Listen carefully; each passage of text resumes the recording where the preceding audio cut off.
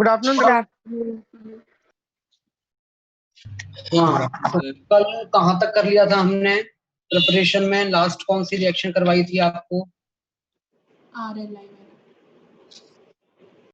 Last कौन सी वाली थी?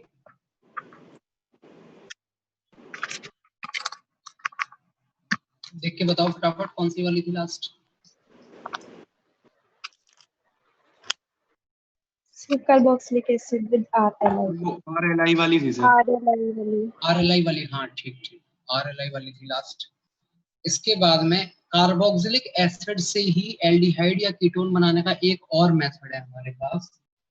तो अगला मेथड लिखिए, कार्बोक्सिलिक एसिड से ही है वो भी। कार्बोक्सिलिक एसिड से कितने मेथड हो गए अब तक, ये बताओ पहले तो। कार्बोक्सिलिक एसिड से कितने मेथड हो चुके हैं एल्डिहाइड या कीटोन बनाने के?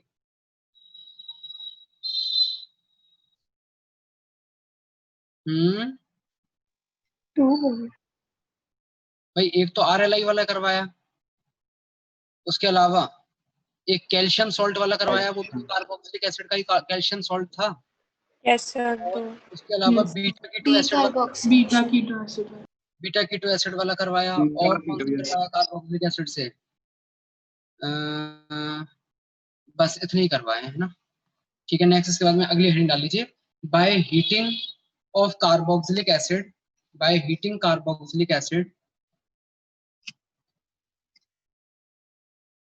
By heating carboxylic acid. कौन सा मेथड है ये? 15th 14th 16th। By heating carboxylic acid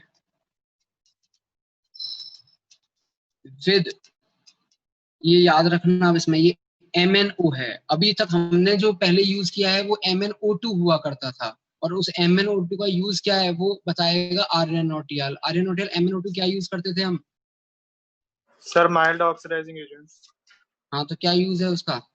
वो एलाइलिक और बेंजाइलिक पोजीशन पे ऑक्सीडाइज कर देते हैं अल्कोहल को। अल्कोहल को किस चीज में ऑक्सीडाइज करेगा? कीटोन या फिर एल्डिहाइड में। 1 डिग्री को 2 डिग्री को देखते हैं, 1 डिग्री को एल्डिहाइड में, 2 डिग्री को कीटोन में। Very good. तो अब एक नया आ रहा है, ये MnO है, वो MnO2 था, ये MnO है। By heating carboxylic acid with MnO। जब आप कार्बोक्सिलिक एसिड को MnO के साथ हीट करते हो तब भी आपके पास में एल्डिहाइड या कीटोन्स बन जाते हैं। किस तरीके से बनते हैं एक एग्जांपल से समझते हैं। 13 थे सर ये वाला। 13 था? तुमने एक दो मिस कर दी, इसका मतलब 13 नहीं है, 13 से तो ज्यादा है। 15 है। हाँ जी, तो मेथड देखिए आप, एक सेकंड में रिएक्शन लिख लेता हूँ जरा।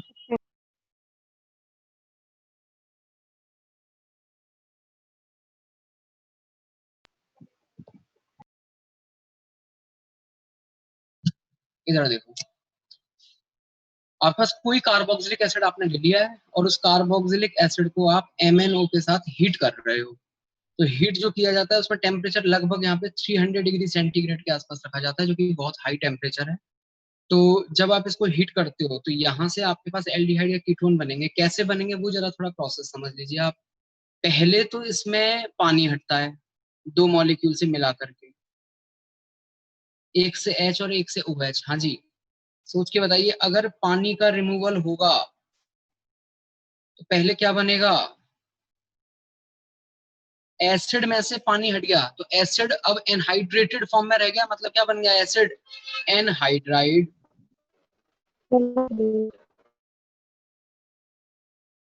और इसके बाद में इसमें से निकलती है CO2। तो पानी भी हटता है और CO2 भी हटती है, दोनों हट रहे हैं। अब अगर CO2 आप हटाओगे तो बताइए CO2 के हटने के बाद में क्या बचेगा? R।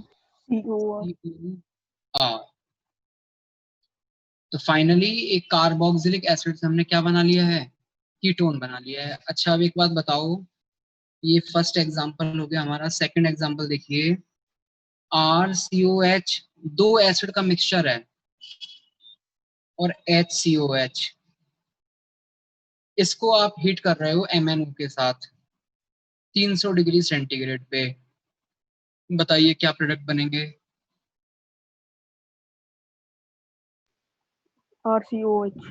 RCH हाइड बन जाएगा सर। एल्डिहाइड में H बनेगा, एल्डिहाइड केवल ये नहीं बनेगा, साथ ही साथ RCO R भी बनेगा और HCOH भी बनेगा। ये वैसा ही होगा जो मैंने आपको कल लास्ट टू लास्ट जो बताया था, जिसमें हम कार्बोक्सिलिक एसिड हमने बनाया था अलग अलग एसिड से, तो वहां पे भी 3 बन रहे थे, यहाँ पर भी उसी तरीके से 3 बनेंगे। नोट कीजिए फटाफट, अगला क्वेश्चन बताना है इसके बाद आपको।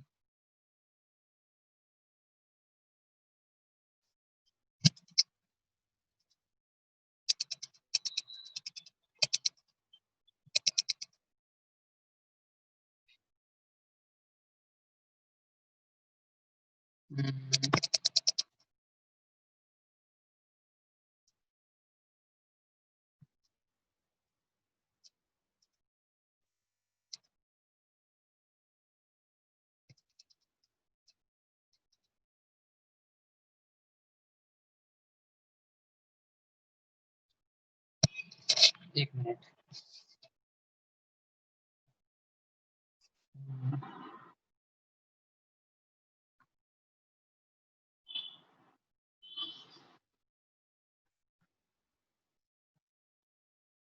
ठीक है, इसके बाद में अगला मेथड लिखिए। ये था 16th, अब 17th मेथड पे आइए। इस पे क्वेश्चन इस पे नहीं है मेरे पास में, दूसरा अलग है question. Next heading Stephen reduction. Stephen reduction,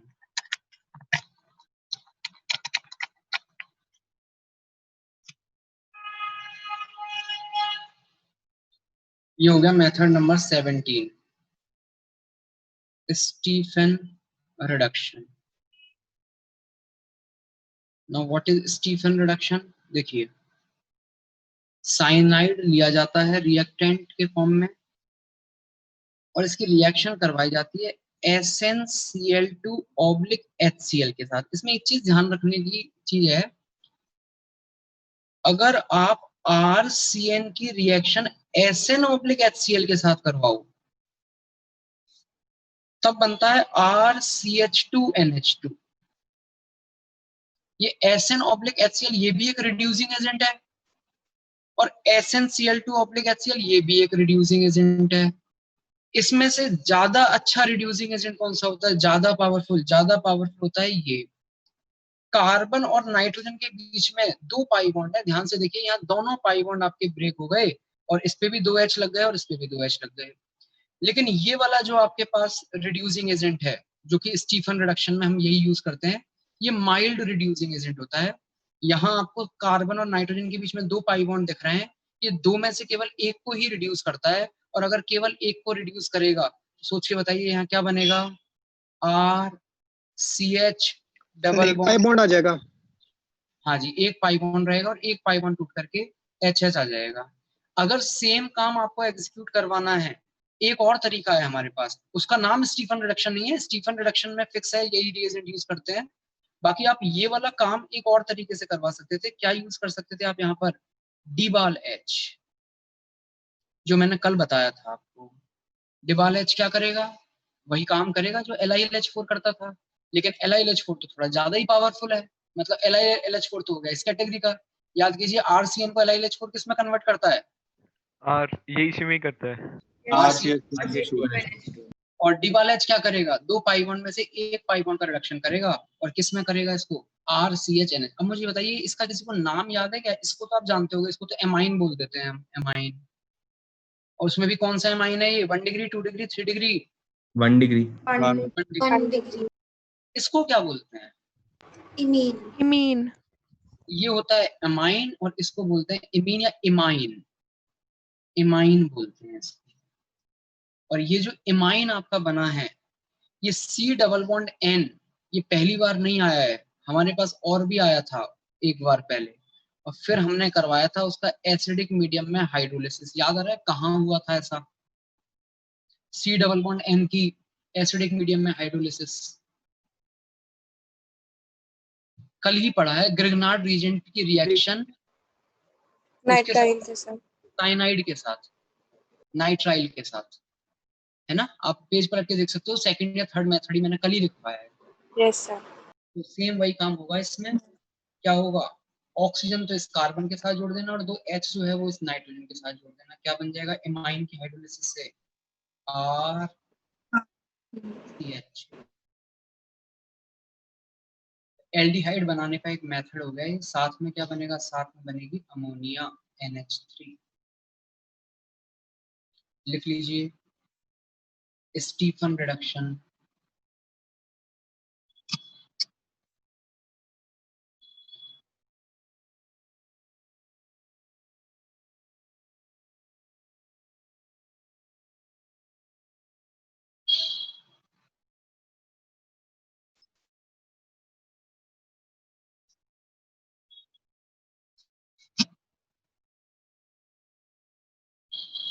next, ये अब हमने टोटल 16-17 मेथड देख लिया जिससे हमने एल्डिहाइड और कीटोन बनाए हैं। अब थोड़ा सा हम एरोमेटिक एल्डिहाइड और एरोमेटिक एल्डिहाइड पे फोकस करते हैं। अगली हेडिंग डालिए, प्रिपरेशन ऑफ एरोमेटिक एल्डिहाइड। हालांकि वैसे एक दो मेथड हमने ऑलरेडी देख लिए इसमें एरोमेटिक एल्डिहाइड के, जो रितेश ने बताए थे, याद है? एरोमेटिक एल्डिहाइड के ऑलरेडी हमने कौन कौन से मेथड देख लिए हैं?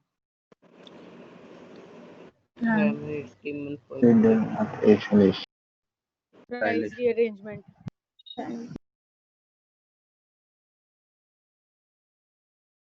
हाँ जी, कौन कौन से देखे थे? एक तो फ्राइज कीटोन बनाता था। हालांकि ठीक है, एरोमेटिक कीटोन बनाने का है वो मेथड। फ्राइज के अलावा और कौन से थे?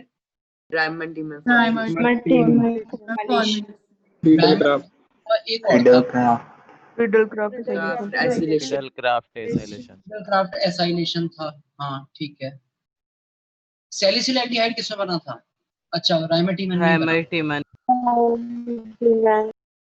तो वो जो देख लिए वो तो अलग है, उसके अलावा कुछ मेथड अभी हम और देख रहे हैं। प्रिपरेशन ऑफ एरोमेटिक एल्डिहाइड, ये वो रिएक्शन अभी हम पढ़ने जा रहे हैं जो अभी तक हमने नहीं पढ़ी है। इसमें आपके पास फर्स्ट मेथड देखिए,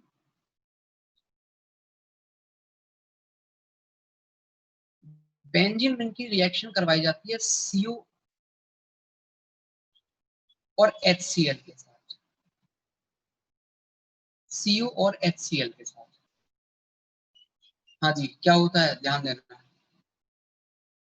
CO जानते हो आप? CO कैसे होता है, कैसे स्ट्रक्चर होती है CO की?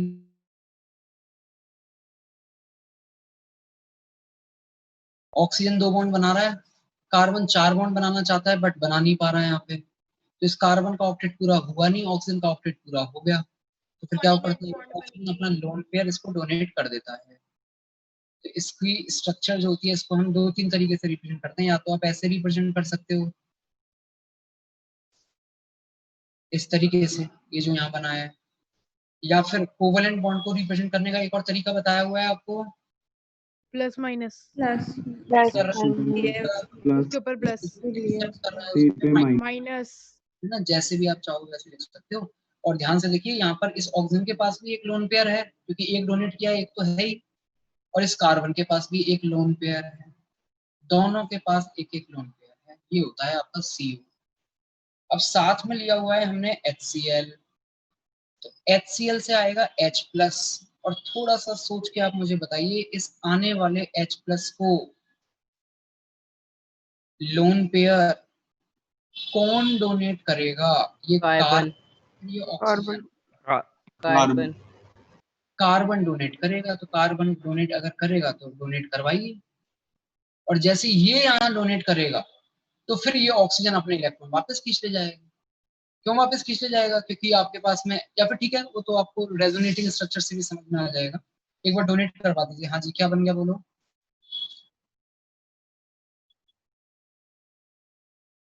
दोनों के बीच में बॉन्ड बन गया और प्लस और माइनस खत्म हो गया। Triple bond O+। ध्यान से देखो, इस कंपाउंड की एक रेजोनेटिंग स्ट्रक्चर ये भी बनेगी क्या?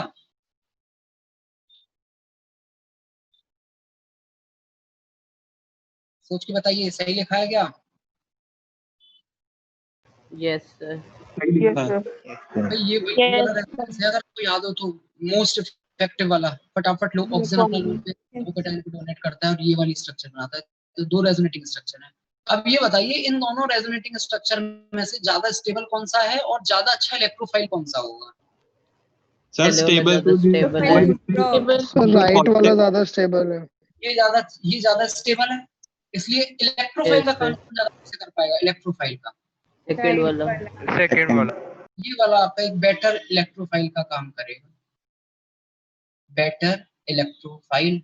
और अब एक बात बताओ, ये बेंजीन रिंग है और ये आपका इलेक्ट्रोफाइल आ गया, बेंजीन रिंग के साथ इलेक्ट्रोफाइल, हाँ जी कौन सी रिएक्शन होगी? सब्स्टिट्यूशन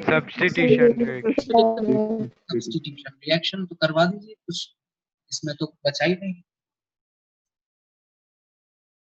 अटैक करवाओ, मैं डायरेक्टली प्रोडक्ट बना रहा हूँ, वो सब सिग्मा कॉम्प्लेक्स वगैरह बार बार हम नहीं बनाएंगे, वो आपको समझना होगा। ये कार्बन ने अटैक किया, कार्बन के साथ क्या क्या जुड़ा हुआ है? एक डबल बॉन्ड O और एक H। कार्बन जिस कार्बन पे ये वाला C+ जिस कार्बन पे अटैक करेगा उस कार्बन से एक H हट जाएगा और अल्टीमेटली जो हमारी बेंजीन रिंग है वो एज इट इज रहेगी। बताओ याद आ रहा है नहीं आ रहा है इलेक्ट्रोफिलिक सब्स्टिट्यूशन रिएक्शन? हाँ जी क्लियर है? तो देखो Yes, ये sir. आपका बेंजल्डिहाइड, बेंजल्डिहाइड, बेंजल्डिहाइड, ठीक है। नेक्स्ट एक और मेथड देखिए इसी से मिलता जुलता,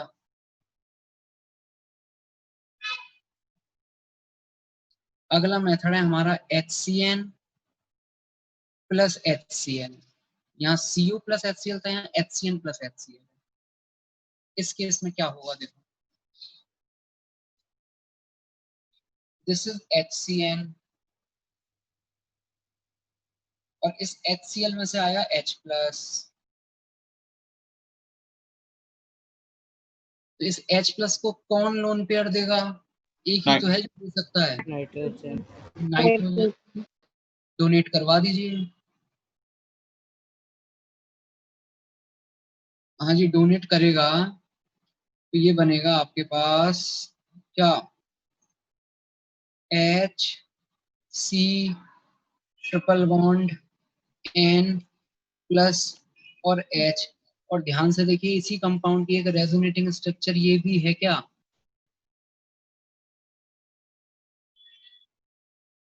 सोच के बताओ ये दोनों है या नहीं है रेजोनेटिंग स्ट्रक्चर एक दूसरे के? Sir yes sir.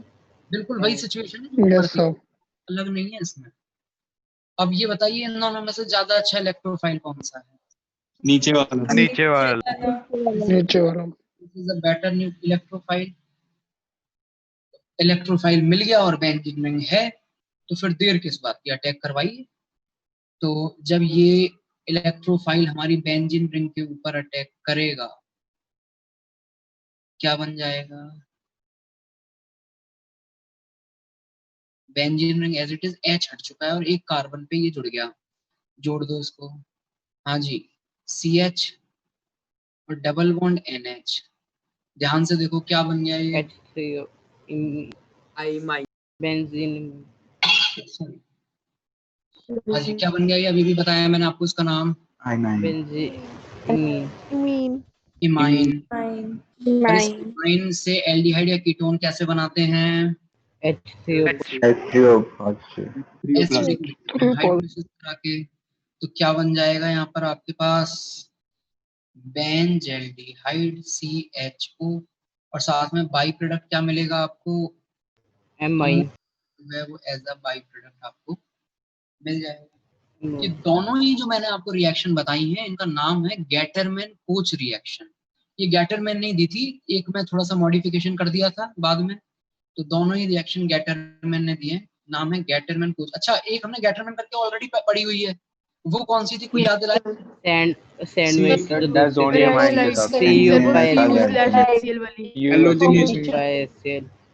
ऐसे इतने सारे लोग बोलोगे फिर मुझे क्या समझ में आएगा? हर्षित बताओ, हर्षित कौन सी थी गैटरमैन रिएक्शन?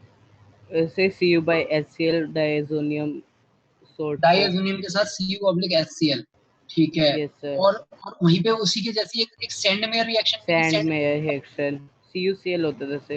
उसमें CuCl होता था, बस इतना सा अंतर, ठीक है। वो थी आपके पास गैटरमैन रिएक्शन, इनका नाम है Gattermann Koch reaction, Gattermann Koch. Sir इन दोनों रिएक्शन मतलब हाँ जी दोनों को ही बोलते हैं गैटरमैन कोच। अभी एक मेथड मैं आपको और बताऊंगा एरोमेटिक एल्डिहाइड बनाने का। 3 मेथड टोटल देखेंगे हम यहाँ पर।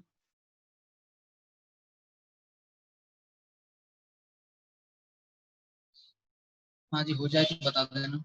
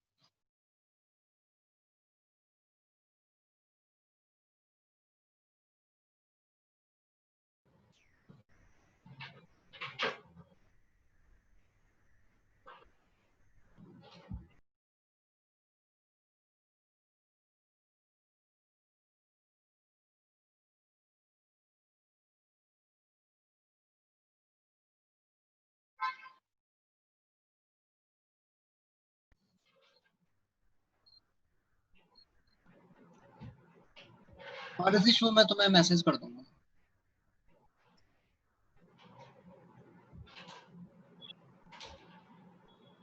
हाँ जी, डन, बढ़े आगे।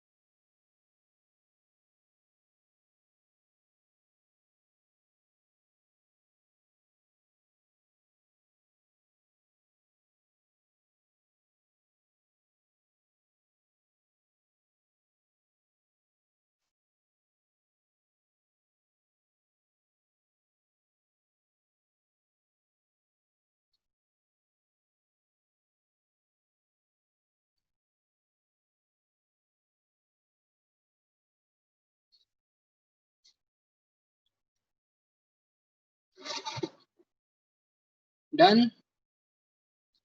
Yes sir. थर्ड मेथड लिखिए आप। हाँ जी, अगली रिएक्शन आ रही है आपके पास में थर्ड, उसका नाम है इटार्ड रिएक्शन। इटार्ड रिएक्शन क्या होती है? इटार्ड रिएक्शन, इटार्ड रिएक्शन होती है टॉलुइन की रिएक्शन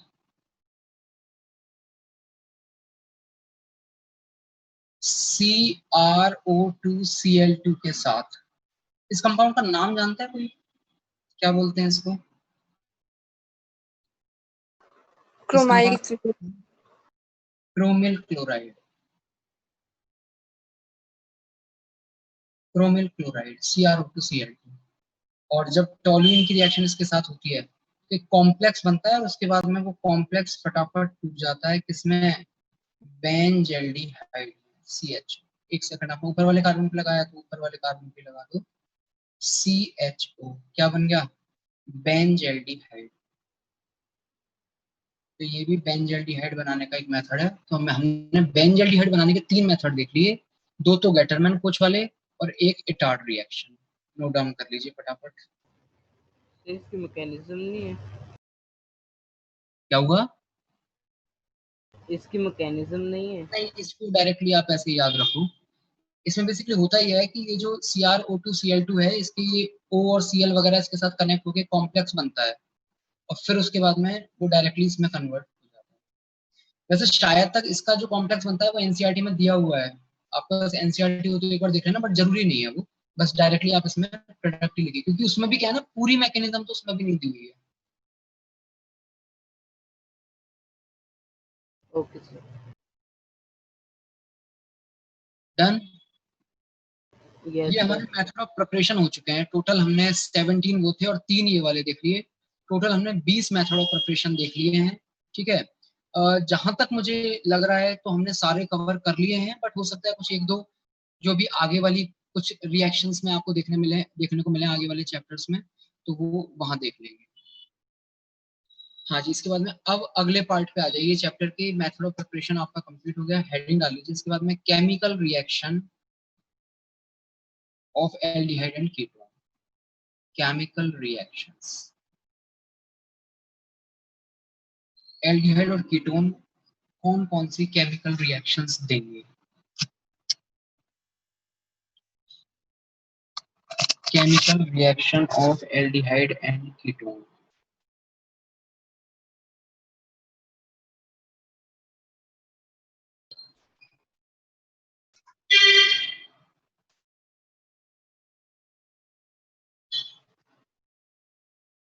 हाँ जी, केमिकल रिएक्शन में सबसे पहले अब हम आते हैं।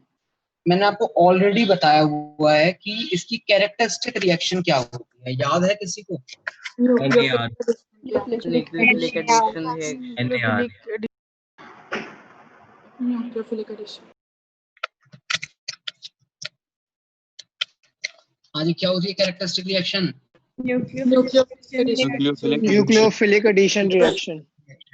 अब ये बता दीजिए, क्योंकि मुझे याद नहीं आ रहा है कि मैंने जब आपको ये बताया था कि इसकी कैरेक्टरिस्टिक रिएक्शन NAR है, तो मैंने साथ के साथ उसका रीजन भी आपको बता दिया था या फिर रीजन नहीं बताया था उस समय? मैं बता दिया था रीजन। कार्बन पे कोई डेल्टा कॉल पॉजिटिव। कराएगा? क्या बताया था बताओ? तब वो कंप्लीट ऑक्टेट बन रही थी जब एडिशन, हाँ जब हम एडिशन करते हैं न्यूक्लियोफाइल का, हाँ, ऑक्टेट कंप्लीट होती है सबकी। और अगर इलेक्ट्रोफाइल का करेंगे तो? सर वो एक और रीजन बताइए, कार्बन पे पार्शियल पॉजिटिव चार्ज डेवलप होता था। हाँ जी, बताया हुआ है इसका मतलब, क्योंकि कई लोग सही बता रहे हैं। इधर देख लो एक बार, फिर से रिकॉल करा देता हूँ मैं आपको। आपके पास कोई भी कार्बोनिल कंपाउंड होगा, उसमें देखिए ये वाला ग्रुप होगा, CO होगा, इधर फिर R और H कुछ भी जुड़ा हुआ हो सकता है। अब अगर पाई बॉन्ड है, मैंने आपको बताया अगर पाई बॉन्ड है, इसका मतलब एडिशन रिएक्शन उसकी कैरेक्टरिस्टिक रिएक्शन होती है। बेंजीन रिंग एक्सेप्शन है, बेंजीन रिंग में पाई बॉन्ड टूट नहीं सकता, एरोमेटिसिटी लूज हो जाएगी। अदरवाइज अगर कभी पाई बॉन्ड है, कहाँ कहाँ देखा है हमने पाई बॉन्ड? एल्कीन में देखा है, एल्काइन में देखा है, और अब हम यहाँ एल्डिहाइड और कीटोन में देख रहे हैं। तो जहां भी पाई बॉन्ड आपको देखने को मिलेगा वहां पर जनरली एडिशन रिएक्शन होती है। अब एडिशन रिएक्शन दो तरीके से हो सकती है। कैसे कैसे? या तो इसके पास पहले इलेक्ट्रोफाइल जुड़े बाद में न्यूक्लियोफाइल ऐड हो, या फिर पहले न्यूक्लियोफाइल जुड़े बाद में इलेक्ट्रोफाइल ऐड हो। दो पॉसिबिलिटीज हैं। अब देखते हैं कि भाई पहले कौन जुड़ेगा। तो इलेक्ट्रोफाइल अगर पहले जुड़ता है, सोच के बताइए, इलेक्ट्रोफाइल अगर जुड़ेगा तो ऑक्सीजन पे जुड़ेगा या कार्बन पे जुड़ेगा? ऑक्सीजन। ऑक्सीजन। ऑब्वियसली।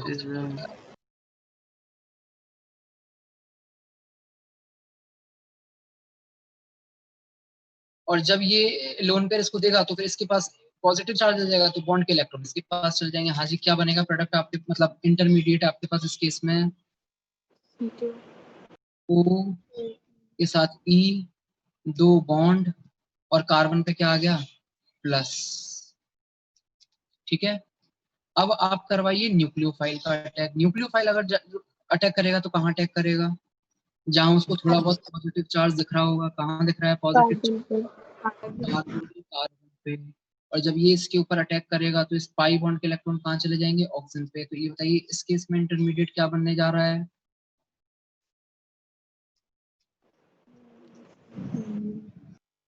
ये दो इंटरमीडिएट हैं, इनमें से आप देख सकते हो इसका ऑक्टेट कंप्लीट नहीं है, जबकि यहाँ जो आपके पास इंटरमीडिएट बन रहा है इसका ऑक्टेट कंप्लीट है। तो यहाँ आपके पास कंप्लीट ऑक्टेट वाला इंटरमीडिएट बन रहा है। इस वजह से कौन सा पाथ ज्यादा इजी होगा इसके लिए? ये वाला पाथ ज्यादा इजी होगा। इस तरीके से रिएक्शन होती है, ऐसे रिएक्शन नहीं होगी। और फिर इसके बाद सेकंड स्टेप में क्या होगा? तो वो जो इलेक्ट्रोफाइल का भेज रहे थे वो अब सेकंड स्टेप में जाएगा आपका इलेक्ट्रोफाइल, और फाइनली क्या बना लेगा? O के साथ इलेक्ट्रोफाइल और कार्बन के साथ न्यूक्लियोफाइल। अब देखिए अल्टीमेटली क्या हुआ? पाई बॉन्ड आपका ब्रेक हो गया, पाई बॉन्ड के ब्रेक होने के बाद कार्बन के साथ तो न्यूक्लियोफाइल जुड़ चुका है और ऑक्सीजन के साथ इलेक्ट्रोफाइल जुड़ चुका है। मतलब अगर ओवरऑल देखा जाए तो न्यूक्लियोफाइल भी जुड़ता है और इलेक्ट्रोफाइल भी जुड़ता है, लेकिन पहले क्या जुड़ रहा है? न्यूक्लियोफाइल। इसलिए हम रिएक्शन का नाम क्या देते हैं? रिएक्शन का नाम देते हैं हम NAR। तो यहाँ पर आप लिख लेना characteristic reaction of carbonyl compound is NAR। तो अब जितनी भी हम रिएक्शन हम देखेंगे अब कार्बोनिल कंपाउंड की, सारी रिएक्शन NAR ही होने वाली है। लिख लीजिए यहाँ तक, नोट कर लेना, characteristic reaction of carbonyl compounds is NAR। अच्छा ये बताइए NAR आपकी कितने स्टेप में हो रही है? जो NAR रिएक्शन है वो कितने स्टेप में हो रही है? 2 स्टेप। 2 स्टेप में हो रही है। 2 स्टेप। अगर 2 स्टेप में हो रही है तो फिर आप इसमें मुझे स्लोएस्ट स्टेप और बता दो, RDS कौन सा होगा, पहला स्टेप या दूसरा स्टेप? पहला step. First step. First step ही First step. वही डिफिकल्ट होता है, इसीलिए वो आपका RDS होता है। अच्छा अब अगर मैं आपसे इसकी एनर्जी प्रोफाइल पूछूं NAR की, तो बना सकते हो क्या? कौन सी रिएक्शन की एक्टिवेशन एनर्जी ज्यादा रखोगे, पहले वाले की या दूसरे वाले की? पहले वाले की। पहले वाले की। अगर आप कुछ इस तरीके से बनाओगे,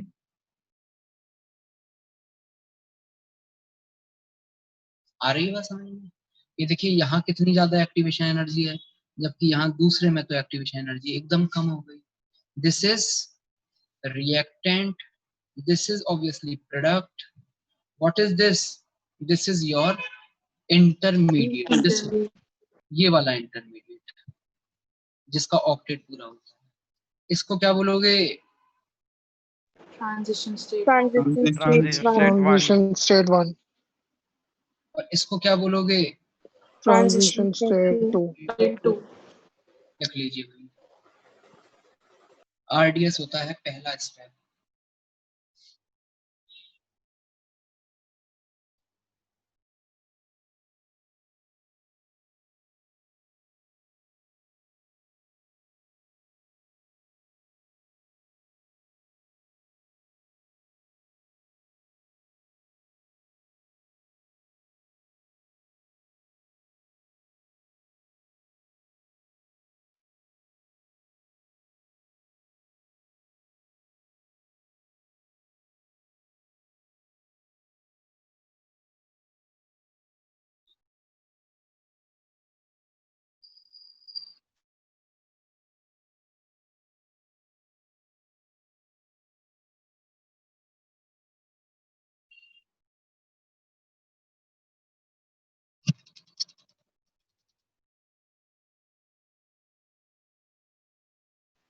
सोल्विंग शुरू कर सकते हैं वैसे। क्या?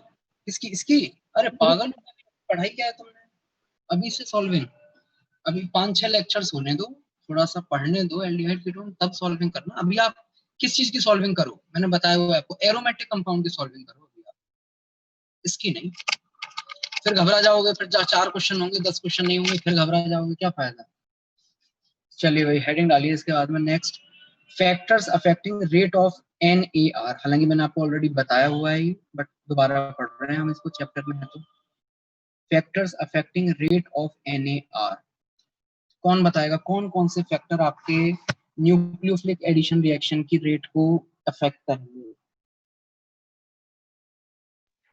Steric charge on carbonyl carbon.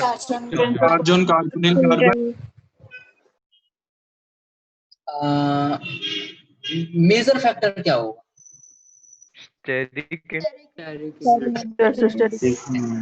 और जब हिंड्रेंस ऑलमोस्ट कैटेगरी सेम, तो फिर charge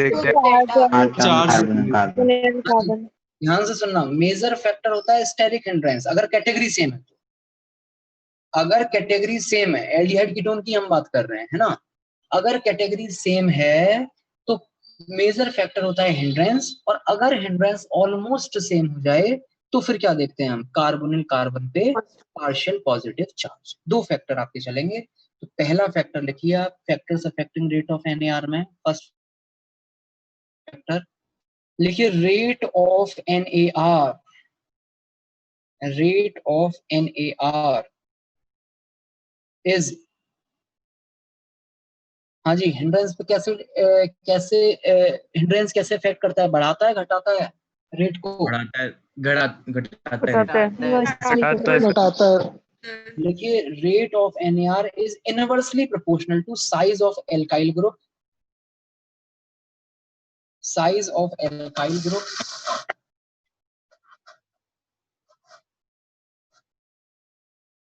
size of alkyl group attached with carbonyl carbon, attached to carbonyl carbon.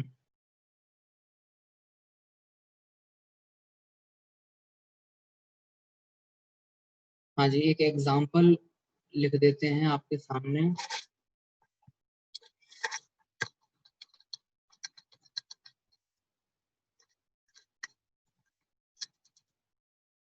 देखिए ये 4 कंपाउंड दिए हुए हैं, पहले लिख लेना NAR, rate of NAR is inversely proportional to size of R alkyl group attached to carbonyl carbon। हाँ जी, question है 4 कंपाउंड में ABCD, इनका NAR का ऑर्डर क्या होगा? NAR का ऑर्डर क्या होगा? BACD।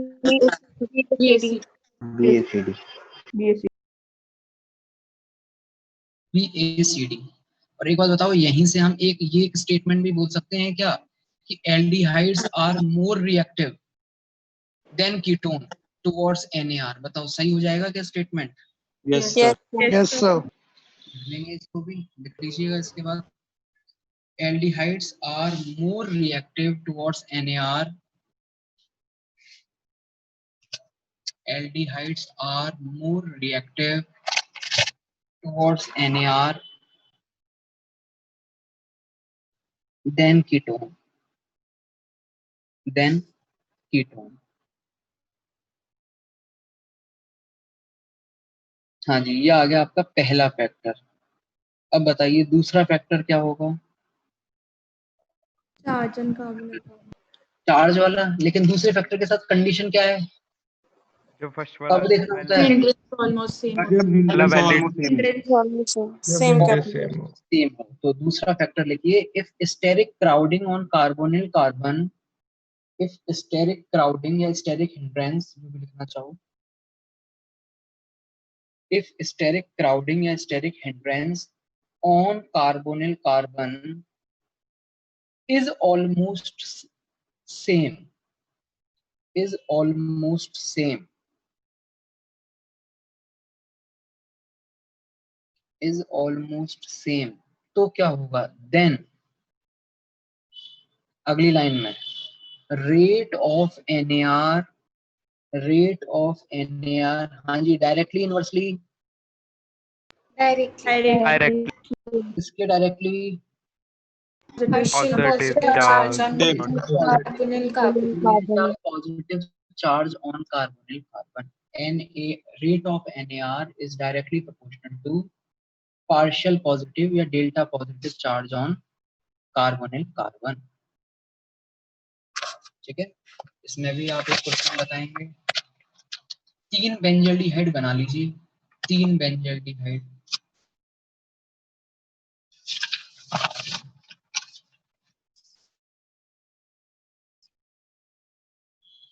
तीन बेंजल्डिहाइड बना के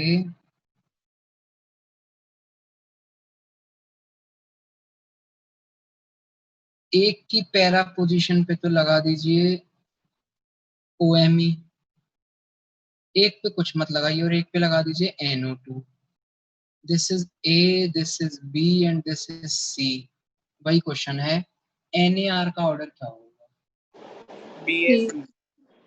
BAC सबसे ज्यादा कौन होगा?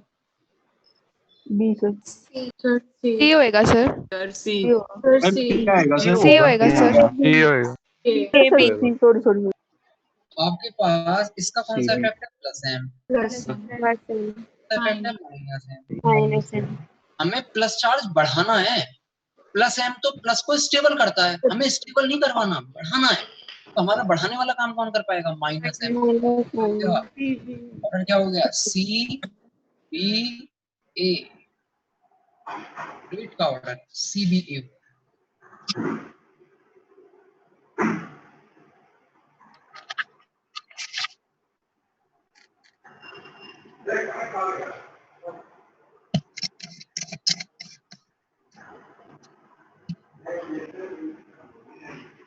Next,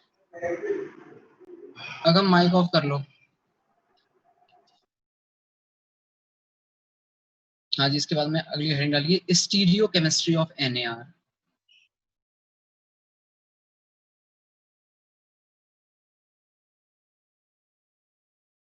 stereo chemistry of NaR क्या है? स्टीरियो केमिस्ट्री देखो, आपके पास ऐसे लिखो इसको, ज्यादा अच्छी तरीके से समझ में आएगा।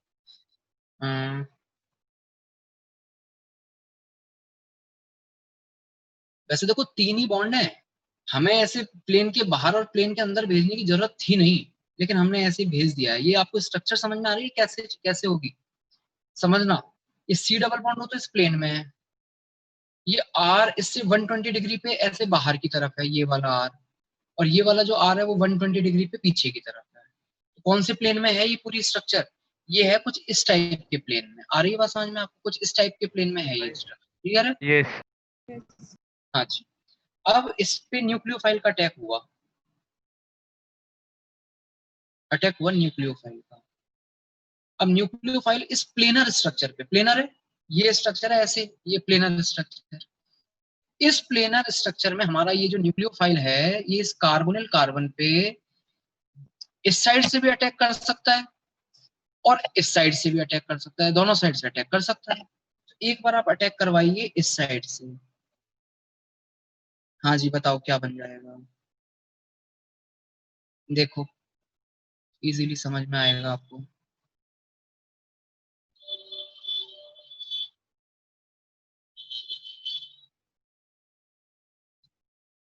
बताओ, आ रही है स्ट्रक्चर समझ में?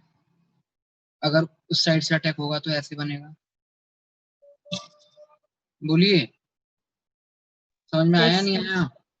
Yes, sir. और यही न्यूक्लियोफाइल हमारा ऐसे भी अटैक कर सकता था। अगर ऐसे अटैक करता तो फिर क्या बनता?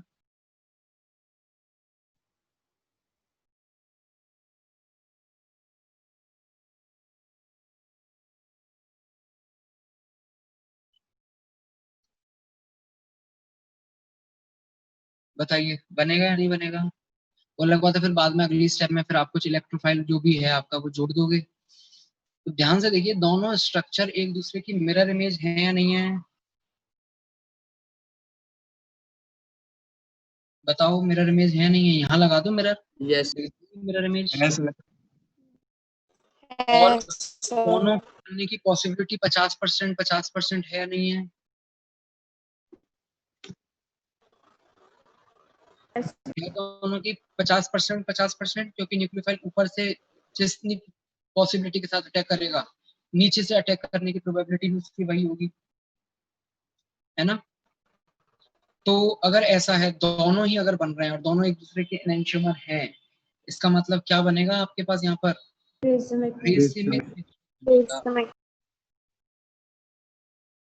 बस क्या होना चाहिए कि ये वाला कार्बन कायरल हो जाना चाहिए बाद में। कब होगा कायरल? अगर ये दोनों R आपके अलग अलग, तो R डैश कर देना एक जगह पे, R डैश। अब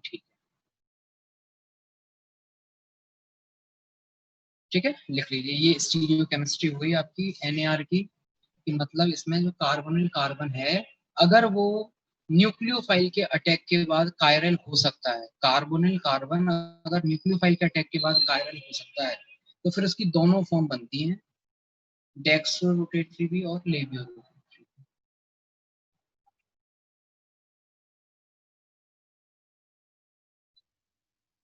सर इसमें ये न्यूक्लियोफाइल जो है ये इसके प्लेन में ही अटैक कर रहा है? नहीं, ये ऐसे था ना, ये स्ट्रक्चर ऐसे थी। तो न्यूक्लियोफाइल जो है वो इस प्लेन के या तो ऊपर से अटैक कर रहा है या तो नीचे से अटैक कर रहा है।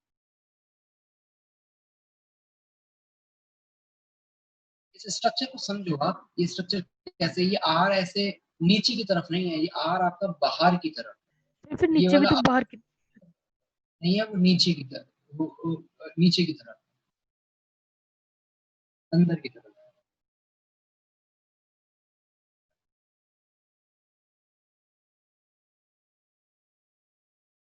हाँ जी, क्लियर है, आ रहा है समझ में? बढ़े आगे। Yes sir. चलिए अब हम आते हैं एल्डिहाइड कीटोन की रिएक्शन पे। अब तक तो हमने केवल टाइप देखा है कि किस टाइप की रिएक्शन होंगी, यहाँ पे किस टाइप की होंगी, nucleophilic addition reaction, nucleophile attack करेगा। अब हम एक एक करके एग्जांपल देखते हैं, हेडिंग डालिए, फ्यू एग्जांपल्स या एग्जांपल्स ऑफ NaR।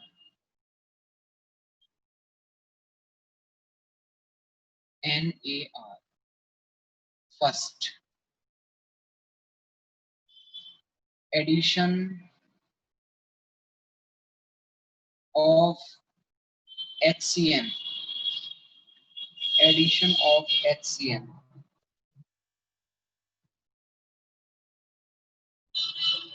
हाँ जी, क्या होगा, कोई भी एक कंपाउंड ले लीजिए आप, CH3CHO, इसकी रिएक्शन हम करवाना चाह रहे हैं HCN के साथ। HCN में से क्या आएगा, nucleophile CN negative, CN minus, CN minus attack करेगा इस कार्बन पे, क्या बन जाएगा, CH3 CHOH, और यहाँ क्या लग गया इसी कार्बन पे, CN। और ये बताइए, ये कार्बन आपका कायरल है नहीं है अटैक करने के बाद? अगर कायरल है तो दोनों चीजें बनेंगी। अब इसका नाम और देखो, इसमें एक ही कार्बन से CN और वहीं से OH जुड़ा हुआ है, ऐसे कंपाउंड को बोलते हैं साइनोहाइड्रिन। नाम पता होना चाहिए आपको, क्या बोलेंगे इसको, साइनोहाइड्रिन। तो रिएक्शन तो हो गई, हमें जो एडिशन ऑफ HCN करवाना था। इसका मेन जो यूज होता है वो होता है इसकी हाइड्रोलिसिस करवा करके। अगर आप इस कंपाउंड के आगे हाइड्रोलिसिस करवाओ, थोड़ा सा दिमाग पे जोर डालना, शायद याद आ जाए साइनाइड की, मैंने आपको हाइड्रोलिसिस बताई थी, क्या बनता है?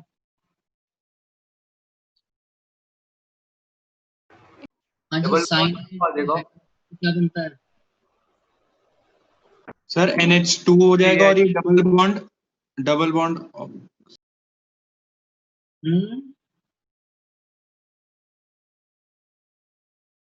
इमाइन से की जगह ऑक्सीजन आ जाएगा मेरे ख्याल से। इमाइन से कंफ्यूज मत करना, मैंने इमाइन की बताई अभी अभी तो आपको, आज नहीं, थोड़ा सा बैक मेमोरी में जाइए, कभी शायद पहले आपको बताया हो कि साइनाइड की हाइड्रोलिसिस से क्या बनता है। आज नहीं पढ़ाया है, आज तो इमाइन की हाइड्रोलिसिस बताई। नाइट्रोजन की जगह ऑक्सीजन आ जाएगा ट्रिपल बॉन्ड से। Sir C double bond OH, sir carbamide बन जाएगा। हो सकता है फिर शायद मैंने नहीं बताई हो आपको, कोई बात नहीं, इधर देख लीजिए।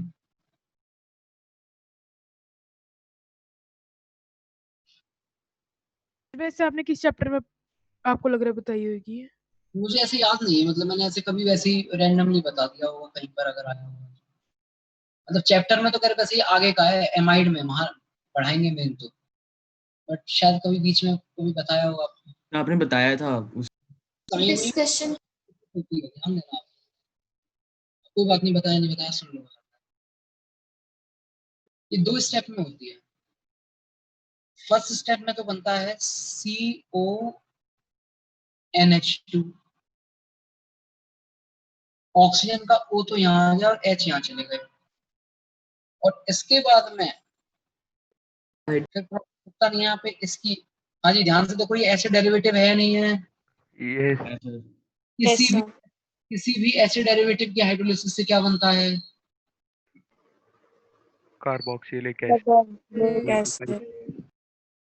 तो अगर आप साइनाइड की रिएक्शन केवल यहां तक करवा रहे हो, इसको बोलते हैं पार्शियल हाइड्रोलिसिस। पार्शियल हाइड्रोलिसिस के लिए रिएजेंट क्या होता है, यहाँ थोड़ा सा H2O2 मिला दिया जाता है। तो अगर H2O2 की प्रेजेंस में होगा तो काम यहीं तक रुक जाएगा, और अगर H2O2 नहीं मिलाते हो तो फिर आपका प्रोसेस जो है पूरा यहाँ तक जाएगा।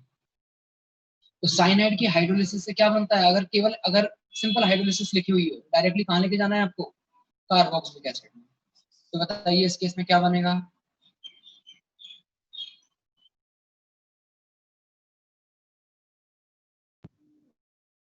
क्या बोलेंगे इस कंपाउंड को?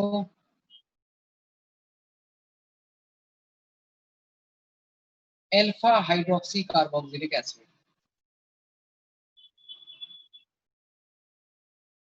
तो एल्फा हाइड्रोक्सी कार्बोक्सिलिक एसिड बनाने में इस रिएक्शन का हम यूज करते हैं, लिख लीजिए।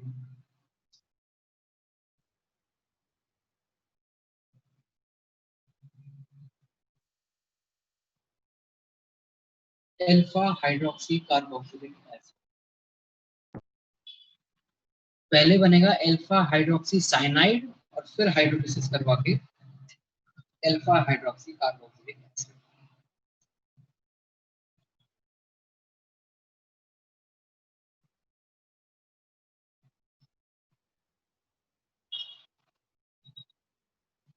डन। सर वो ऊपर वाला भी दिखा Yes, दो एक sir. सेकंड। एक बात बताओ शिवम, इसको करने के बाद फिर मैं रुका था, सर आपको नोट ऊपर करने वाला क्या साइनाइड की किया? हाइड्रोलिसिस, ये सर यही कह रहा था।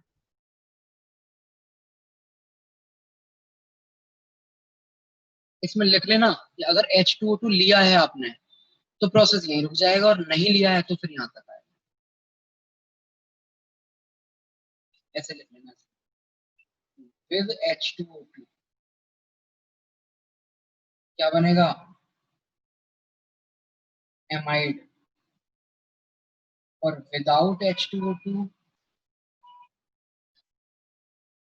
क्या बनेगा? Carboxylic acid.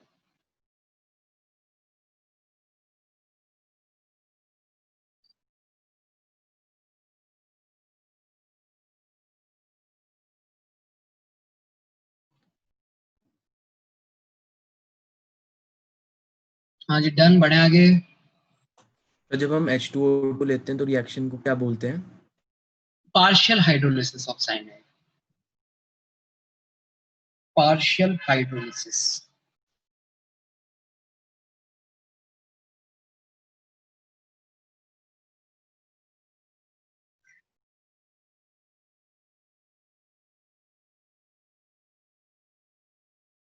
तो अब दिमाग में अच्छे तरीके से बैठा लो, अगर C ट्रिपल बॉन्ड N की आप हाइड्रोलिसिस करवाते हो तो एसिड बनता है, और अगर C डबल बॉन्ड N की हाइड्रोलिसिस करवाओगे, डबल बॉन्ड N की, तो क्या बनता है?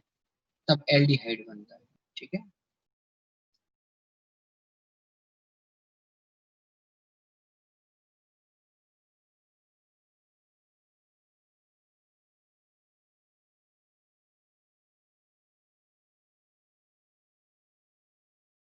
बढ़े आगे। Yes, sir. चलिए भी नेक्स्ट क्वेश्चन देखिए इस पे।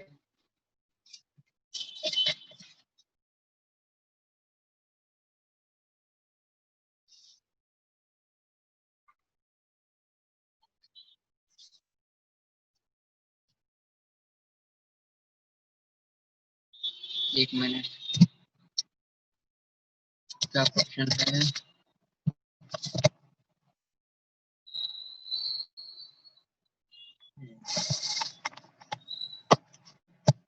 एक सेकंड में लिख लेता हूँ, फिर आपको दिखा दूंगा। Me CO CH2 CuMe NaCN excess में और H2SO4। हाँ जी,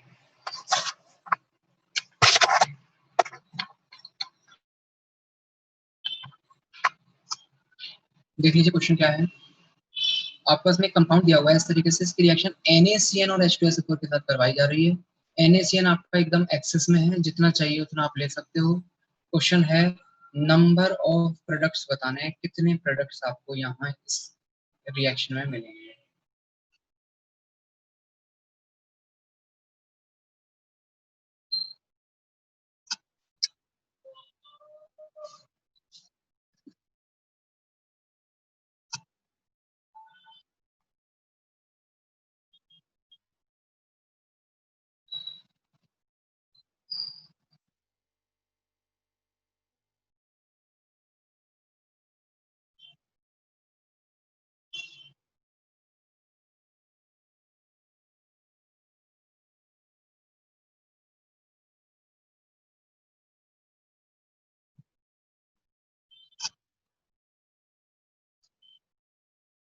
एक और है इसके बाद क्वेश्चन।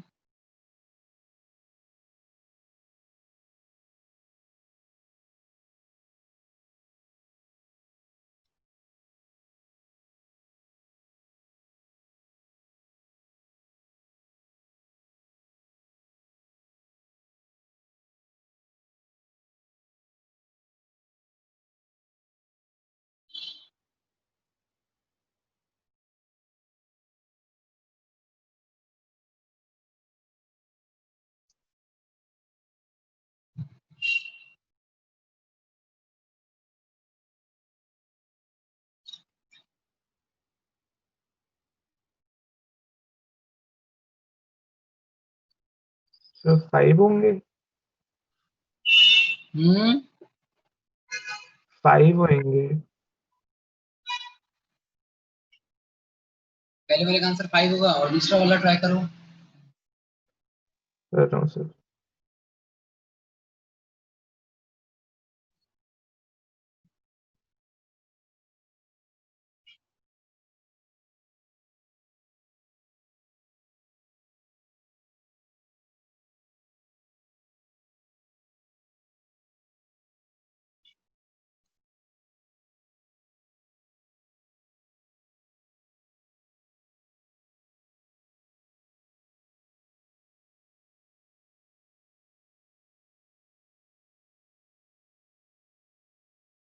फर्स्ट वाले का 3 आएगा आंसर। Yes sir 3। ये सर 3 आएगा। इधर देखो आपके पास जो प्रोडक्ट बनेगा ना इस केस में क्या बनेगा, साइन बनेगा। तो बेसिकली इस कार्बन पे एक तो लगेगा CN और ये डबल बॉन्ड को कन्वर्ट हो जाएगा OH में। ऐसे यहाँ लगेगा CN और ये कन्वर्ट हो जाएगा OH में। ध्यान से देख के बताइए ये कार्बन कायरल हो जाएगा या नहीं हो जाएगा बाद में? कार्बन भी कायरल हो जाएगा। इस कंपाउंड में 2 कायरल कार्बन हो जाएंगे तो इसके टोटल स्टीरियो आइसोमर्स, हाँ जी, RR सर 4 बनने चाहिए थे पर सिमेट्री होगी। सिमेट्री की वजह से आर जैसा ऐसे नहीं बोलेंगे क्योंकि आपका सिमेट्रिक है तो जो RS है वही SR हो जाएगा। तो हो जाएगा इसका सर हम एक साइनाइड वाला केस नहीं लेंगे जिसमें सिर्फ एक रिएक्ट करे। नहीं, आपके पास एक्सेस में है तो पूरा एकदम कंप्लीटली रिएक्ट करवा के फिर आपको प्रोडक्ट बनाना है। ओके सर ठीक है, मैंने वो वाला भी ले लिया था केस। सर हमने CN की रिएक्शन OH के साथ नहीं पढ़ी हुई? CN की रिएक्शन अल्कोहल के साथ। मैं क्वेश्चन नहीं समझ पा रहा हूँ, आप एक बार फिर से बोलो क्या कह रहे हो? सर जैसे अल्कोहल बनेगा रिएक्शन के बाद तो उसके बाद CN उस पर अटैक कर सकता है? हमने अल्कोहल पूरा पढ़ लिया, ये बताओ अल्कोहल पे कैसे होगी फिर रिएक्शन? सर H2SO4 है, मतलब एसिडिक मीडियम है तो गुड लिविंग ग्रुप भी तो बन सकता है। तब है जब NaCN रिएक्शन कर चुका है कंप्लीटली, उसके बाद में फिर जो मिला उसमें फिर H2SO4 मिलाया गया है बाद में। Okay sir. तो नहीं हो पाएगी रिएक्शन।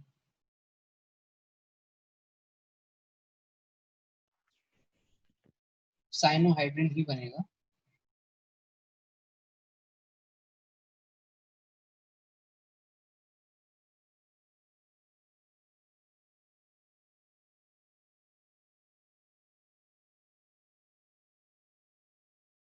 हाँ जी, दूसरा वाला भी हो गया। दूसरा वाला भी बहुत इजी है। ए क्या है, ए बताइए? CH3 COH CN और साइनाइड। और ये क्या बन गया? CH3 CHOH। ये जो एसिड है ना इसका कॉमन नेम आपको पता होना चाहिए। इस पर्टिकुलर एसिड का क्या नाम है इसका? Lactic acid. ये होता है लैक्टिक एसिड।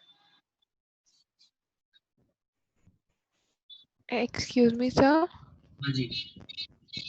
सर जो फर्स्ट क्वेश्चन था उसमें बीच वाला कार्बन एसिडिक नहीं है?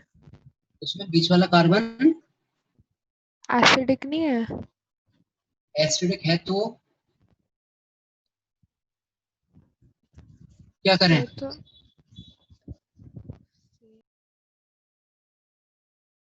हाँ जी एसिडिक है, तो फिर क्या करना चाह रहे हो आप? कुछ भी होता तब होता अगर मीडियम आपका बेसिक तो होता, तो सर यहाँ CN तो उसके एसिडिक। साथ रिएक्शन नहीं करेगा इसके साथ H के साथ? कौन से एच के साथ? तो एसिड बेस कह रही हो, हाँ तो बेस किसको मानोगे आप यहाँ पे? CN negative. Cn नेगेटिव को नहीं, Cn नेगेटिव जो है वो आपका बेटर न्यूक्लियोफाइल है, और उसमें ऐसा है कि अगर मान लो वो थोड़ा बहुत हट भी रहा होगा, मान लेते हैं कि एसिड बेस रिएक्शन हुई, Cn माइनस ने इसके साथ हटा दिया, फिर बाद में जब आप H2SO4 मिलाओगे तो फिर से आपके पास H आ जाएगा, तो मीडियम क्या है आपका एसिडिक है, तो वो कोई फिर मतलब आगे फेवरेबल कोई रिएक्शन नहीं हुई, H प्लस हटा, H प्लस आ गया बाद में, क्या फायदा हुआ? तो मेन जो आपके पास प्रोडक्ट बन रहा है वो बनेगा जब Cn माइनस न्यूक्लियोफाइल की तरह अटैक करेगा, ठीक है? ये तो वही अल्फा हाइड्रोक्सी कार्बोक्सिलिक एसिड है ना, लैक्टिक एसिड तो। Yes sir. क्या? सर ये वही तो है अल्फा हाइड्रोक्सी कार्बोक्सिलिक एसिड।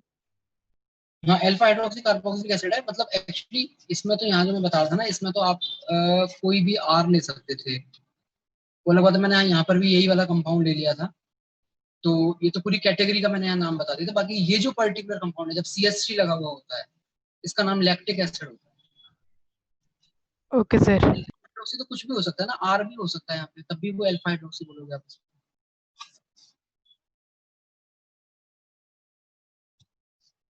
चलिए नेक्स्ट, ये आपकी फर्स्ट रिएक्शन थी एग्जांपल्स ऑफ NAR में। फर्स्ट हमने एडिशन ऑफ HCN करवाया, इसके बाद में सेकंड आपकी रिएक्शन आती है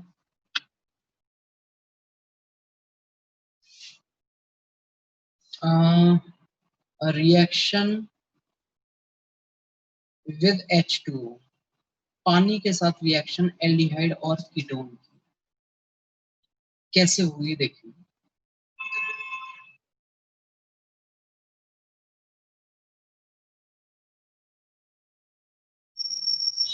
कोई एल्डिहाइड हमने ले लिया है,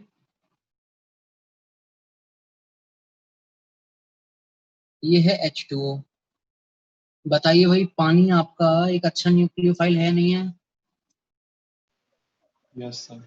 यस सर। अटैक करेगा आपको, बताओ क्या बनेगा?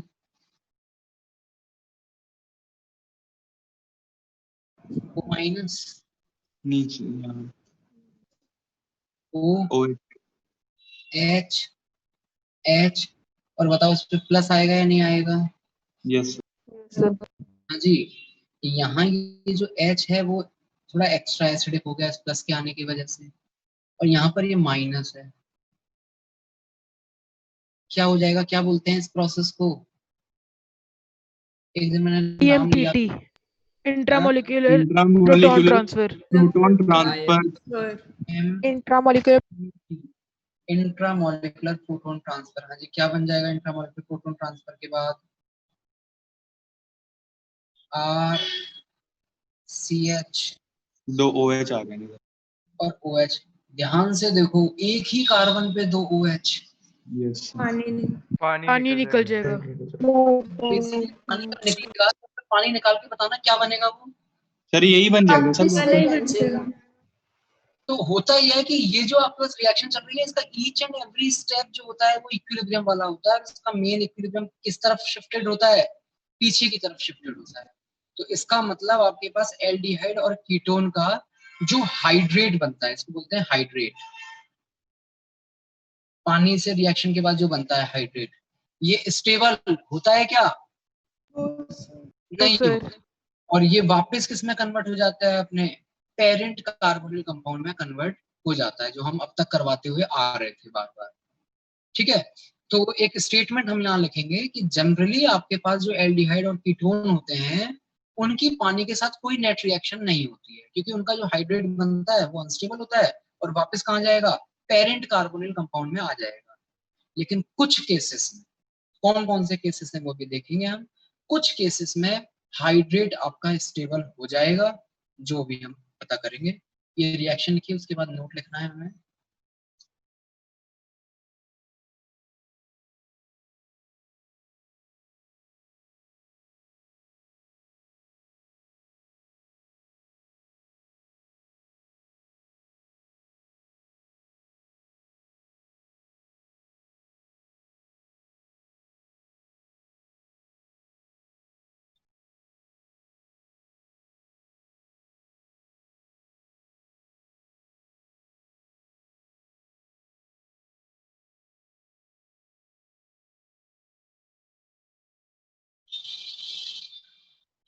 लिखेंगे generally hydrates of carbonyl compound are highly unstable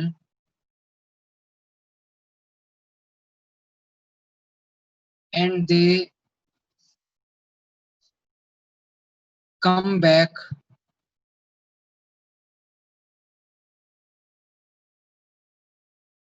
to their, या ऐसे लिखिए, and they easily convert back and they easily convert back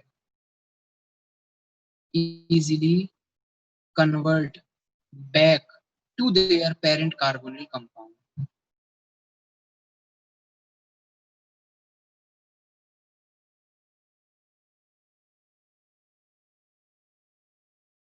But in some cases, hydrates are stable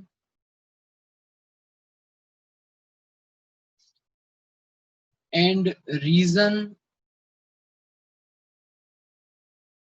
for their stability is dash लगा देना. First दो reason आएंगे यहाँ पे, दो वजह से आपका हाइड्रेट स्टेबल हो सकता है. फर्स्ट लिखेंगे हाइड्रोजन बॉन्डिंग और दूसरा लिखना एंगल स्ट्रेन. हाँ जी, यहाँ तक लिख लीजिए. उसके बाद में हम हाइड्रोजन बॉन्डिंग और एंगल स्ट्रेन के से कैसे आपका हाइड्रेट स्टेबल हो सकता है वो देखेंगे. जनरली तो नहीं होता, बट कुछ केसेस में हो जाता है. कैसे वो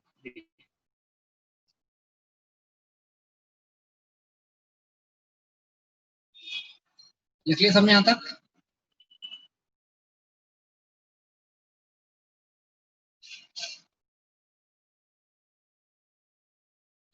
हाँ जी, लिख लिया क्या? सर एक मिनट बस नोट लिख लिया सर. चलिए तो सर लिख लिया सर. हाँ जी, एग्जाम्पल देखिए. एक कंपाउंड है हमारे पास CCl3 CHO. कोई नाम बताएगा इसका? मैंने बताया है आपको नाम, याद आ रहा है मुझे, शायद कहीं मैंने नाम बताया है आपको इसका.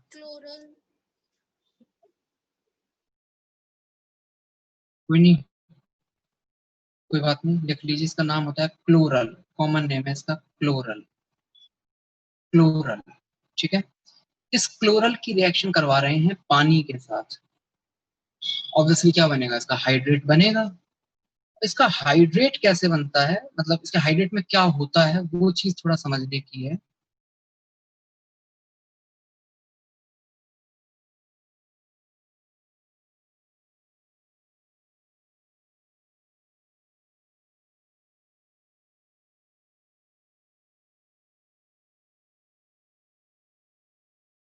हाँ जी, हाइड्रोजन बॉन्डिंग तो बोलना देखो सही नहीं रहेगा इस केस में, लेकिन एक अट्रैक्शन तो होगा. हाइड्रोजन बॉन्डिंग तो क्यों नहीं कह सकते हम उसको, क्योंकि हाइड्रोजन बॉन्डिंग का तो हमने नाम ही फिक्स कर रखा है. वो फ्लोरीन ऑक्सीजन होती है ना. क्लोरीन वाले केस में सिंपल अट्रैक्शन है, उसको हम हाइड्रोजन बॉन्डिंग नहीं बोलते, लेकिन है तो चीज तो एक जैसी. इसके ऊपर क्लोरीन के ऊपर थोड़ा बहुत partial positive, sorry partial negative होगा, और हमारे इस H के ऊपर पार्शियल. हाँ सर आपकी आवाज बिल्कुल कट गई, फिर से बोल दो कि आपने क्या बोला अभी, बिल्कुल आवाज ही नहीं आई. मैं कह रहा हूँ क्लोरीन के ऊपर पार्शियल नेगेटिव होगा या नहीं होगा, इलेक्ट्रोनेगेटिविटी डिफरेंस की वजह से.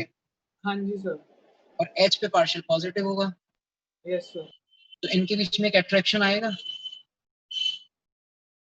अगर ये एटम क्लोरीन की जगह फ्लोरीन, ऑक्सीजन या नाइट्रोजन होता तो हम इस अट्रैक्शन को हाइड्रोजन बॉन्डिंग बोल देते, या हाइड्रोजन बॉन्डिंग नहीं बोलेंगे, लेकिन है वो उसके जैसा ही. ऐसे ही यहाँ पर और रिंग भी देखो कितने मेंबर की बन रही है, 1 2 3 4 5, 1 2 3 4 5, 5 मेंबर की आपके पास रिंग बन रही है जो कि एक स्टेबल रिंग है। तो यहाँ ये जो कंपाउंड बनता है इसका नाम होता है क्लोरल हाइड्रेट। और इस तरीके से रिंग के फॉर्म में हाइड्रोजन बॉन्डिंग करने की वजह से ये जो कंपाउंड होता है आपका ये स्टेबल होता है, ये वापस अपने पेरेंट कार्बोनिल कंपाउंड में कन्वर्ट नहीं होता है, ऐसे ही एग्जिस्ट करता है। एक और देखिए सर इस टाइप की बॉन्डिंग को क्या बोलते हैं? एक तो बार कुछ नहीं, सिंपल अट्रैक्शन बोलिए, पॉजिटिव नेगेटिव के बीच में अट्रैक्शन है, सिंपल अट्रैक्शन बोलिए आप बच्चों। ओके। हाँ जी, एक और एग्जांपल देखिए इसी टाइप का, बेंजीन रिंग। बेंजीन रिंग के साथ लगाओ एक 5 मेंबर की रिंग।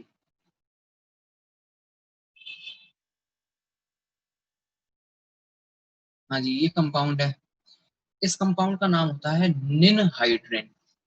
क्या नाम है इसका? निन निन हाइड्रेन। इस निन हाइड्रेन की जब हम रिएक्शन करवाएंगे इसके साथ H2O के साथ, सबसे पहले तो मुझे आप ये बताओ कि इन तीनों कार्बोनिल कार्बन में से या तीनों इन CO ग्रुप में से कौन सा ग्रुप ज्यादा रिएक्टिव है टुवर्ड्स NAR? किस पे होगा अटैक?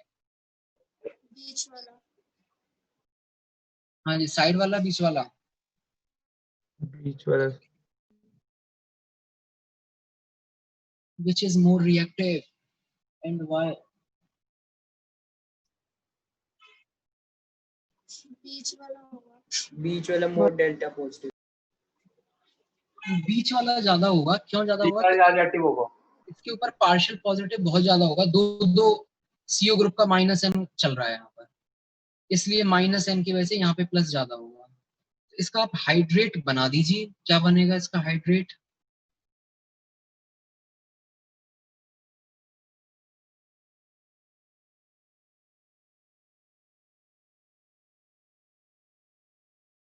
अब ध्यान देना, क्या करते हैं हम, हाइड्रेट कैसे बनाते हैं? कहाँ गया? जिस कार्बन पे C डबल बॉन्ड O होता है वहां से वो डबल बॉन्ड O हटा करके 2 OH लगा देते हैं। हाँ भाई, तो इसमें ये डबल बॉन्ड O हटा करके 2 OH, सॉरी इस वाले डबल बॉन्ड O को हटा के 2 OH लगा दीजिए।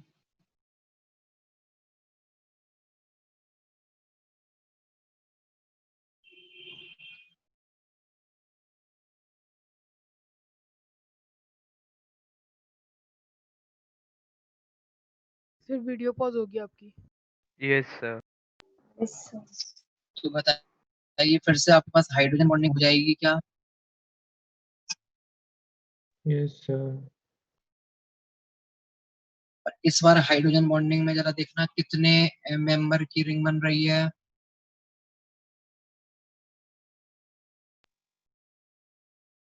हाँ जी, 5 मेंबर की रिंग है फिर से। Yes sir, yes sir, 5।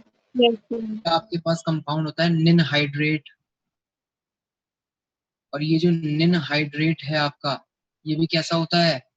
Stable होता है, ये वापस अपने पेरेंट कार्बोनिल कंपाउंड में कन्वर्ट नहीं होता, जैसे कि नॉर्मल कंपाउंड हो जाया करते थे। इसमें आप देखो एक ही कार्बन पे 2 OH हैं, लेकिन हम इसको वापस यहाँ से पानी हटा के डबल बॉन्ड O नहीं लगाएंगे क्योंकि ये ऐसे ही स्टेबल है। ऐसे ये वाला एक ही कार्बन पे 2 OH है, बट हम इसमें से पानी हटा करके ये नहीं बनाएंगे क्योंकि ये ऐसे स्टेबल है।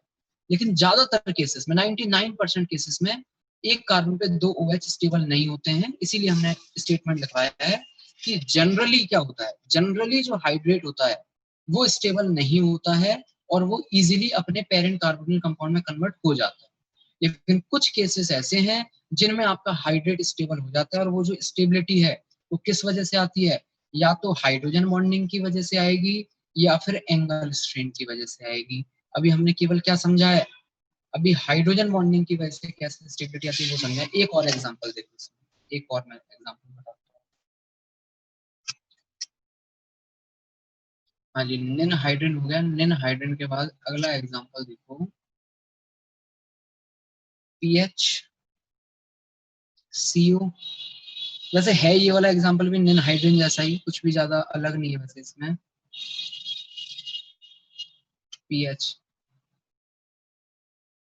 हाँ जी, कहाँ अटैक करेगा अगर H2 अटैक करेगा तो? बीच वाले पे सर। बीच वाले कार्बन पे आप अटैक करवाओगे तो फिर प्रोडक्ट जो बनेगा वो कुछ इस तरीके से बनेगा, जैसे यहाँ पर रिंग बन गई थी वैसे यहाँ बनेगा pH C double bond O C O H, ये हाइड्रोजन बॉन्ड, ऐसे ही C डबल बॉन्ड O इस पर नीचे लगा दो ताकि बनाने में इजी रहे थोड़ा, हाइड्रोजन बॉन्ड और पीएच। तो एक ही कार्बन पे दो दो OH लगे हुए हैं, लेकिन ये यहाँ पानी हटके और CO नहीं बनेगा क्योंकि ये ऐसे ही स्टेबल है। लिख लीजिए इसको।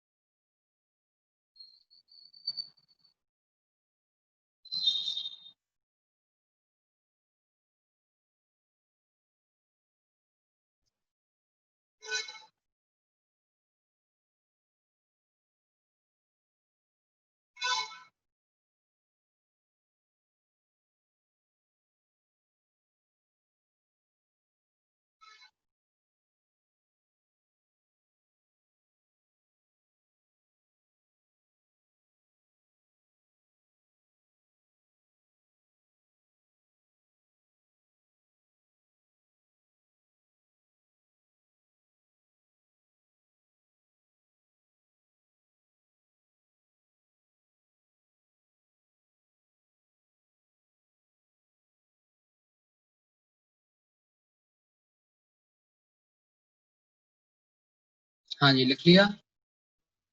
क्लियर है? यहाँ तक आ रहा है समझ में? हाइड्रेट हमारे कैसे स्टेबल हो सकते हैं? हाइड्रोजन बढ़ने वाला कॉन्सेप्ट उसमें समझ में आ गया होगा आपको? Yes sir. Yes sir. ठीक है, तो इसको यहीं तक रखते हैं, बाकी फिर एंगल स्ट्रेन वाला जो फैक्टर है वो नेक्स्ट क्लास में स्टार्ट करेंगे। अभी आप कार्बोनिल कंपाउंड के क्वेश्चन अभी से मत स्टार्ट कर देना, अभी कुछ नहीं होगा आपसे, क्योंकि अभी हमने कुछ पढ़ना अभी तो जस्ट शुरू किया है कार्बोनिल कंपाउंड। अब तक तो बस मेथड ऑफ प्रिपरेशन थे, रिएक्शन तो अब आना शुरू हुई है। तो अभी आपको 5-6 लेक्चर वेट करना पड़ेगा, आप नेक्स्ट वीक से अटेम्प्ट कर सकते हो। आज के बाद मतलब जैसे नेक्स्ट वीक तक इतना हो जाएगा कि आप फिर अटेम्प्ट कर सकते हो। मैं बता दूंगा आपको कहाँ से क्या करना है, बट तब तक अभी कुछ अटेम्प्ट मत करना। हाँ, आप वो कर सकते हो एरोमेटिक कंपाउंड वाला जो क्वेश्चन है। सर हाँ जी सर, वो फिनॉल के सर जितने भी आपने केमिकल रिएक्शन लिखवाए हैं ना सर, वो जब मैं ट्राई करता हूँ सर याद ही नहीं रहते सर, बार बार नोट्स खोलने पड़ रहे हैं। हाँ तो नोट्स अभी खोलो। आपने कितनी बार पढ़ लिया फिनॉल? सर फिनॉल तो अभी 2-3 बार नोट्स पढ़े हैं सर, याद नहीं हो रहे सर। नहीं उसके नहीं बाद नहीं नहीं पढ़ा होगा शिवम, मैं आपसे कह रहा हूँ आपने 3 बार नहीं पढ़ा होगा। आपने केवल एक ही बार पढ़ा होगा क्वेश्चन को करने से पहले, 3 बार नहीं पढ़ा होगा। 3 बार अगर आप पढ़ लोगे तब ही आपको वो याद होंगे, उससे पहले याद नहीं हो सकते। सर अल्कोहल के तो जैसे ना 1-2 बार पढ़ने के बाद ही सारा याद हो गया था। वो इसलिए हो गया था क्योंकि हम पिछले 3 महीने से अल्कोहल ही पढ़ रहे थे, तो वो सारी रिएक्शन ऑलरेडी पता थी आपको। Okay sir. तो फिनॉल में और अब एल्डिहाइड कीटोन में जैसे जैसे हम आगे बढ़ेंगे तो वो तो देखो वो ऑर्गेनिक में मैं आपको बता रहा हूँ, मतलब वो 3-4 बार जब तक नहीं पढ़ोगे चीजों को तब तक वो नहीं जाएगी भेजे में, समझ में आ जाएगी आपको। लेकिन आप ये सोचो उसको आप क्वेश्चन के टाइम पे अप्लाई कर सको, नहीं होगा। उसके लिए आपको 3-4 बार पढ़ना पड़ेगा। Okay sir. आप 3 बार पढ़ो फिर बात करना, तब तक आपको याद हो चुका होगा 3 बार अगर पढ़ना। Okay sir. हाँ जी, कोई और कुछ पूछना चाह रहा है? किसी को और कुछ पूछना है ऐसे जनरल? सर आपने इनऑर्गेनिक का बोला था कि मैं सोचूंगा। इनऑर्गेनिक आपका स्टार्ट करेंगे, बताएंगे उसको। सोच रहा हूँ पहले कोऑर्डिनेशन कंपाउंड वाला चैप्टर स्टार्ट करूँ। तो एक यहाँ पे अगर कार्बोनिल कंपाउंड हो जाएगा तो एक मेजर पोर्शन हमारा ऑर्गेनिक का तब तक कंप्लीट हो जाएगा, उसके बाद में फिर हम स्टार्ट कर सकते हैं। तो 1-2 वीक आपको और वेट करना पड़ेगा। आप लोगों के एग्जाम वगैरह का क्या हिसाब किताब है? हाफ ईयरली में फिर कब क्लास आपकी ऑफ हो रही है या फिर चलेंगी, क्या चलेगा उसका? शाम इवनिंग स्टार्ट, इवनिंग हो जाएगी। कब से कब तक है? 7 से 3 क्लासेस होंगी 3 days a week per week। अच्छा, वीक में 3 क्लासेस होंगी, ठीक है। और कब से कब तक होंगी वो? 7 से 26। 7 से 26 तक, ठीक है। 3 वीक तक चलेंगे आपके पेपर? सर एग्जाम्स की डेट शीट तो आएंगी पर यस सर। अच्छा, 3 वीक तक थोड़ा चलते हैं पेपर, तो 1 वीक में हो जाते हैं।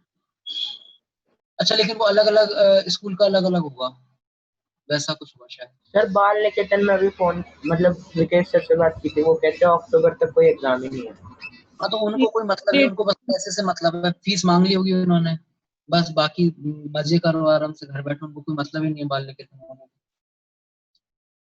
और होना भी नहीं चाहिए, नॉन अटेंडिंग का यही तो फायदा होता है, बस फाइनल पेपर देना है आपको, बाकी ये सब तो स्कूल वाले देखें अपने हिसाब से।